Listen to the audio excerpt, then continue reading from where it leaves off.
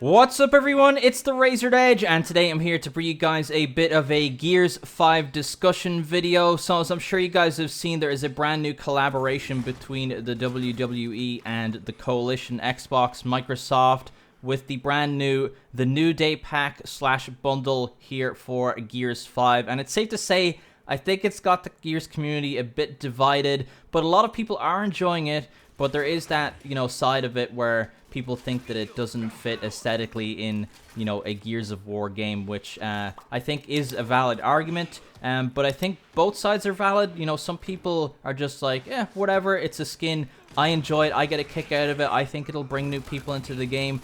And then you have people that are kind of like, I can't stand it. I don't like the colorfulness. I like the dark and gritty Gears. I see both sides of the story here.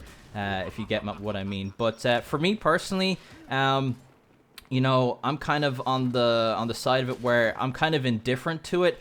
You guys may notice that in a lot of my gameplay videos here on YouTube, you'll see that I'm actually not using any weapon skins ever. I like the kind of the Gears of War art style. Like, I like the default weapon skins. I like the way the Lancer and the Gnasher look in the game without any skins. That's how I get my immersion in Gears 5, but sometimes I do pop on some weapon skins just because I'm feeling in a bit of a goofy mood. It is an optional choice to use these skins. You don't have to, but then there is the perspective of it that, if you're kind of one of the people who's using, a default character skin like Marcus Phoenix and no weapon skins on, you're still coming up against people who are using it. So that's also something to think about.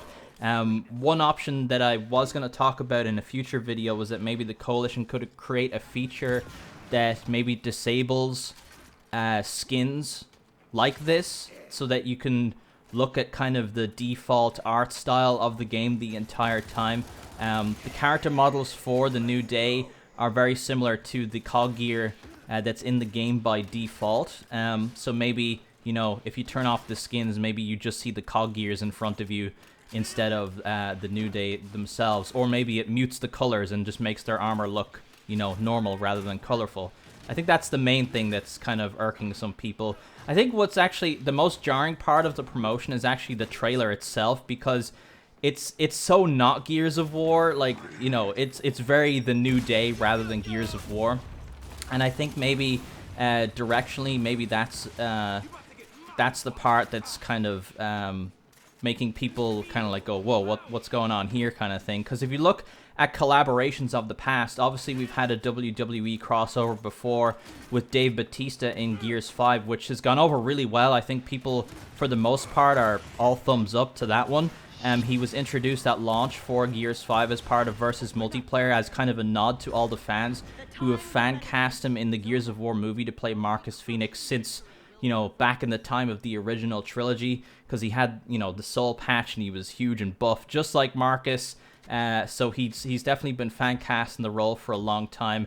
And that crossover was like a 50-50. They had Dave's WWE personality with his sunglasses, his his signature quips and lines and stuff, but he aesthetically looked like Marcus Phoenix and a Gears of War character.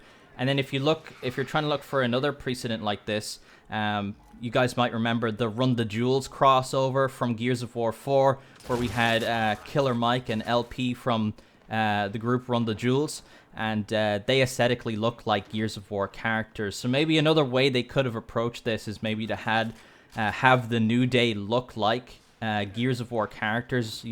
Maybe have that cog gear armor look a bit more muted in color, or maybe we have a character in the game called Johnny Coggear, who for the most part looks like he fits in the Gears of War universe, but he has those few little details of color kind of that are secondary to his overall Gears of War look. So he still aesthetically fits in Gears of War, but you can still kind of see that extra bit of personality injected into him. So maybe that's another approach they could have taken in regards to that.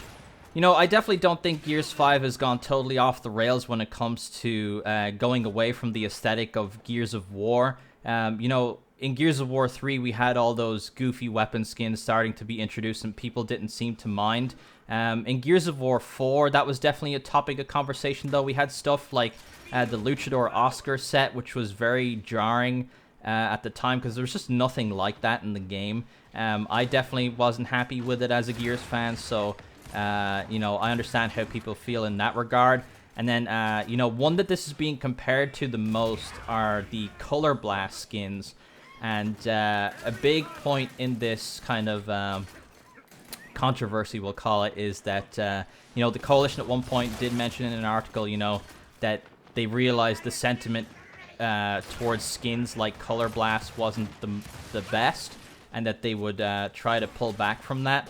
And, you know, this is kind of reminding people of that, so that's also another point to add to that side of things. Personally, for me, I'm kind of on the side of, you know, it doesn't bother me too much, because I don't mind stuff like this, but like I said, I'm the kind of person that uses default weapon skins and that kind of thing, because I like the Gears of War aesthetic. But I think overall, just for me personally, is that I have the choice, right? I can play in that serious tone if I want to. I can play in that goofy tone if I want to. It's just the other end of it, like I mentioned earlier, is that, you know, if you're coming up against someone who's using a bright and colorful skin, you know, you don't really have the option to not see it. So maybe that feature that I talked about is an option that the Coalition could look into. I'm not sure how hard that would be to execute, but maybe it is something that's possible. I think this collaboration is the first time we've had something this, I keep going to the word goofy just because that's like the personality of the New Day in WWE, and it's definitely the theme of that trailer. The only other time I've seen something like this was the Nutcracker DB that was introduced for Christmas for Gears 5. That was the only time there's really been like a funny kind of skin in the game. I personally wasn't a fan of it, but I barely ever see anyone using it. So, you know, maybe people will use this for a little while, and maybe they won't, or maybe they'll forget about it after a while, or maybe people will keep using it. You know, the way I look at it is that it's bringing in a lot of attention from, you know, the WWE's audience, which is absolutely enormous. It's a cross-promotion for Survivor Series, so I'm sure it'll be mentioned a lot during that event. It's kind of like a cross-promotion advertisement. That's the idea. A lot of games do this. You know, Gears isn't exclusively the only game that's ever going to have a WWE crossover. And another positive fact is that I notice a lot of the WWE 2K community is very excited about this. Their games haven't been too attractive for a while. They've been very glitchy and buggy and low quality for the longest time. So they get to see, you know, face models with such high quality and passion and voice lines and just a lot of care on a pack that's done really well like this. It makes that audience want to come over and check the game out. So that's another positive aspect of it. I think the history of collaborations for Gears 5 has been pretty good so far. Like, we've had the Batista Marcus, like I mentioned. You know, he's available to play in versus multiplayer, and he's actually, you know, featured in the campaign as an optional choice. You can swap him out. You can swap out John DiMaggio's performance as Marcus Phoenix with a full performance as Dave Bautista and his face model, which is an optional choice in campaign, which I think a lot of people have been getting a kick out of.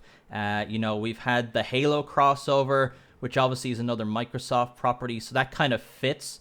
It just makes sense in your head, if you know what I mean. And then, even though the Terminator stuff was controversial for technical reasons, I think aesthetically it's the kind of crossover that suits Gears of War.